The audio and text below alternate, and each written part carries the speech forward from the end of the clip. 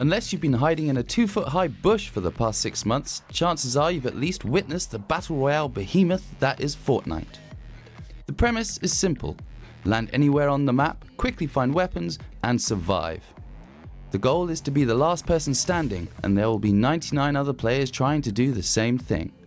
And don't be fooled by the cartoony visuals, this is a game of skill, tactical intelligence, and fierce competition. There is no skill-based matchmaking, so you could feasibly be in the same match as a professional, so be prepared. So if you're about to make your first nervous leap from the battle bus, or even if you've racked up a few victory royales of your own, then check out our top 5 Fortnite tips so you too can dominate like ninja. Or at least try to.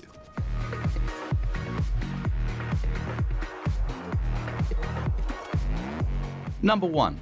Stick the landing. Wherever you decide to drop, make sure you're either landing on the roof of a big house, directly on a usable weapon, or, if you're playing stealthily, in a bush. Land in a bush, hide there, and take the moral victory of coming 8th without ever firing a shot. Think about what style of play suits you best. If you want to get straight into the action, pick somewhere with good weapon density like Pleasant Park or Retail Row. If you're feeling a little bit cautious, Tomato Town is a good spot. Enough weapons and buildings to make a good start, but usually fewer enemy players. And of course, if you want all-out action, drop in Tilted Towers and get ready for war. Number 2. Chests over everything.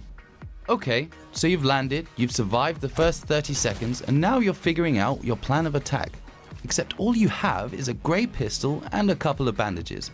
Not good. Unlike other Battle Royale games, Fortnite is all about the chests. Wherever you land, make sure you're listening out for that shimmering sound that indicates a chest is nearby. Good places to look?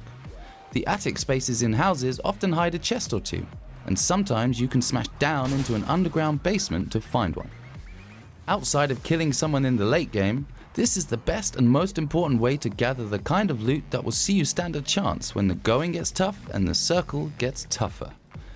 Late game chests will typically hold better items too, so even if you have a full inventory, it's always worth seeking out those shiny gold boxes. Remember the mantra: chests over everything. Apart from dancing on the graves of your enemies, nothing beats that. Number 3. Ramps are your friends. Need to get onto a roof? Cliff getting you down? Feeling empty without a 10-story tower in your life? Then you, good friend, need some ramps.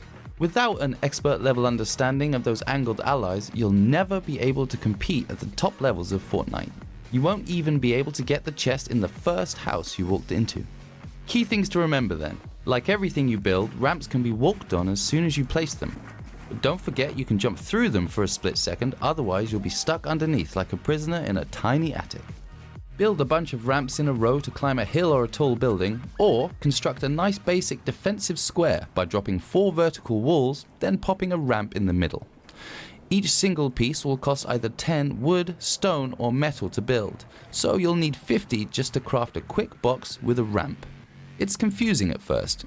It really is, especially when you're spectating some genius who's building entire cities at the speed of light. But the only way to get that good is to start right now. Hack down a tree, build a ramp, live, unless you fall off a really big ramp. Number 4. Get higher.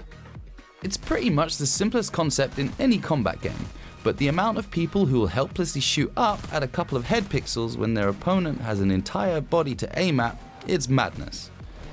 If you have the higher ground, you have a massive, enormous, game-changing advantage over your opponent. When you're higher, you can aim at their whole body. When you're lower, chances are you can only see their head. Hiding in that bush you found might be a good idea until you get to the last 10, but it's not much use when everyone else is in a 20-foot tower looking down on you like the leaf-covered fool that you are. If you're in a quiet part of the map and comfortably inside the circle, practice building a tower. You know, the ones with the ramps and the floors that you see everyone that killed you using. And if you do need to evacuate a tower quickly, make sure you have a jump pad handy, or it'll be a long, painful drop. But you don't even need to build a huge structure every time.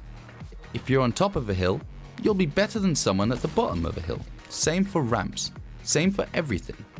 Unless you've got a rocket launcher with a ton of ammo, you need to get high. So start examining the map and figuring out where to aim for when the circle changes. But remember, the higher the spot, the more likely it is that some dude is already up there with a scar and a mean look on his face.